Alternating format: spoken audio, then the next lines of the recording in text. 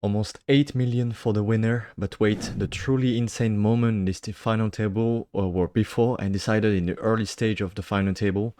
Today we are dissecting the legendary Triton 250k Invitational final table. I'm Luna, passionate about this sport that is poker, and I'm going to show you the high-level EV plus moves and the critical errors that cost these players millions of dollars. Forget luck, in just a few seconds we are diving straight into the action to see how you can adapt those super high roller strategies to crush your own tournaments and chase those 6 and 7 figure scores. Let's go. So the first hand that we are going to see here is this hand. So there are 9 players left, the start of the final table here. And the Kong has a quite easy open. Normally you should go like 2x, can go a little bit bigger. He decides to go like 2.1x, so it doesn't make a huge difference. We have a good fall from Monica here with pocket 8s, and she decided to lay it down quite fast. It's really interesting. It's really well played. I think normally you should try not to flat too much those hands, or not 3-bet here because it's not going to be strong enough against Kong's range. And now we have a flat from Sergio, which is the best option here. Now we have a check, and Kong decides to go for a big size. We are going to see here 300k is going to put it into 700k, so it's 45% stack of the pot. I really like this size up. Why? Because I think he's not supposed to c-bet too much. There's a lot of hands that will float in his opponent's shoes, so I really like this this option here. I really think it's the best option. Not to go for small c-bet like a 1/4 pot or even 1 or 2 big blinds. And he's going to make the opponent really think about his next option. And Sergio has 2 options here. Either click raise small, or he can also call. He decides to raise small. But when he raises small here, it's never going to fold. He has just so much equity here with his flush draw. So yeah, I think it's both players play really good on this hand. Which is really interesting is the size at the flop from Kong's shoes. And we are going to see if it holds for him. But in every case, it's just, I think, a really good play from him. And it holds. Yeah, really holds. And now we are going to see this player that will have more chips and will maybe fight for the best spot, the best earnings. Second hand that is interesting is this hand. So we are going to have fold. Another option for now. Joe decides to fold. Maybe he could have opened Jonathan Jaffe if he was covering everyone behind. But here, I don't think he was had a huge stack. So I think it's okay. And now Kong has, would say, 2 decisions. He can limp or he could fold. And he decides to limp. Now we have a decision here in Albert's shoes. He should check back most of the time because he doesn't want to ISO and then get to see a all-in from the opponent. I really like this check back, but he could occasionally do some raises also if he thinks that the opponent's range of limp is too wide. The opponent shouldn't limp too much here in the small blind when you're covered by another stack in big blind. Now we have a standard c-bet I really like. Normally it should go check turn. I don't think Albert has enough value here to value. Maybe if you had a 8x that was a bit a bit better. Now we can see a really interesting size from him. He decides to go like 1/3 pot. Here you should normally, in theory, never go at least, I think, half pot. So I think this is like exploit for a weak player Kong that tries to seems to be too sticky here.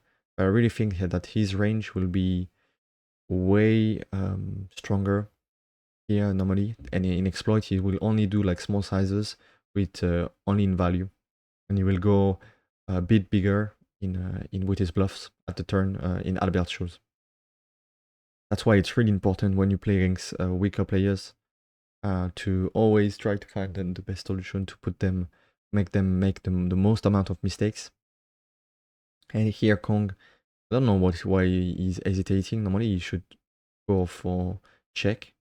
And he tries to transform his hand into a bluff. Wow, it's really, really aggressive from his point. I think it's also a good spot to transform. Now, Albert should always call, I think, here because he has, I would say, some flush draws that have missed. Yeah, wow. He decides to lay it down. It's not really, really not easy here. There's not a lot of bluffs of people that will bluff here in this spot. Wow, it's really, really incredible to see a bluff here. And here, yeah, even if he has two pair, Albert, he should really understand here. Does my opponent has some value cut? Do you think that your opponent is going to take the lead with less hands that are less good than this one? It's really, really not easy here, but it's crazy spot. I didn't know that he could find such a aggressive plays. But it's really, really interesting to see that the opponent is capable of bluffing this hand and the river, and you see why it's important also not to do like too many small bets at the turn against opponents that can be really aggressive at the river. So yeah, that was really a really interesting hand. It really explains all the players that are here. Even the recreational can make some really good plays. And this was really a case of a really interesting play from Kong. Now we have maybe the last hand or just before the last hand that we will cover today in this video. We have an open here with pocket sixes, normal. Sometimes he could go for fold if he imagines that the big blind is too strong, or if the players behind are not going to give him an easy time. Wow, such an aggressive 3-bet here. What a crazy spot here, and Thomas Boivin now has a really tough decision. It's not an easy all-in for him. Wow, he decides to lay it down quite fast. Now Sergio will go all-in, I think. That's why also it's not a good spot to 3-bet in Tyler's shoes, because you are putting a lot of pressure on the opponent on the opening range, but you are committed to the shortest stacks behind. So I really don't think it's a good 3-bet here. I think it's way too aggressive, way too out of line. And I think now Sergio should go all in all the time. Yeah, and it goes to go all in. And now Tyler has an easy call. He doesn't have the right to fold normally here. Such good odds. Yeah, and he decides to go all in. That's why also you should never if you 3-bet a light, make sure that you're not committed against other players behind, or that you think that other players behind will never go all in too easily, because otherwise you are going to have a clear call against the opponent's range. And we have a queen, king, queen, so queen for Sergio for now. And we are going to see if it holds, but really not a good play from Tyler. That's why also you see there's a lot of money in poker. There's a lot of money in those games, because people don't really understand how you should play in those spots and what's the incentive to either 3-bet light or not 3-bet in a certain spot. Yeah. So if you like this video, please subscribe, share. I'm starting this new channel, English channel. I will do other videos to cover other hands of this poker tournament and of the biggest tournaments that are happening right now in the Bahamas. So if you want to subscribe to this new channel. I have already a French channel if you want to see other analysis of poker hands. And otherwise, we'll see each other in another video. Ciao.